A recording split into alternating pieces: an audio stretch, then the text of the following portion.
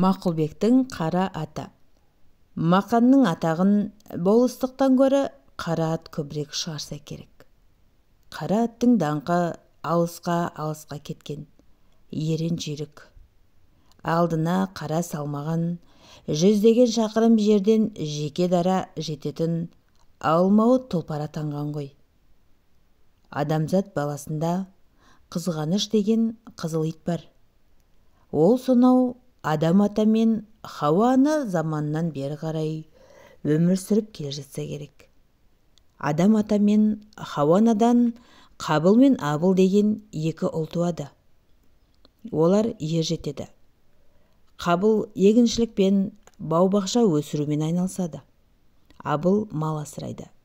Бір күні жаратқан құдірет осы екі немересінің ер жеткенін көріп, еңбектерінің жемісінен дәм татпақшы болыпты дейді.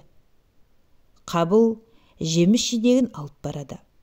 Абыл бағлан қозы жетектеп барады.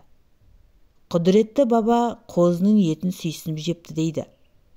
Қабылдың жеміс жидегіне аса назар сала қоймапты.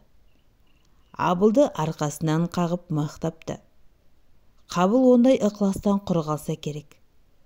Қабыл мен Абыл қайтып келе жатқан жолда қызғаныштан жарылып кете жаздаған Қабыл Абылды таспен ұрып өлтірген ғой.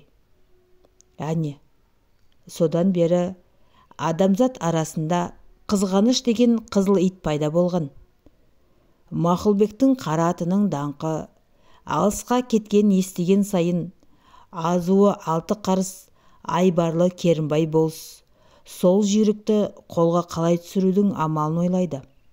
Ақыры қара ат құлын күнінде Керімбай болыс ауылынан әлде қалай Мақұлбектің қолында кеткен деген лақап тарайды.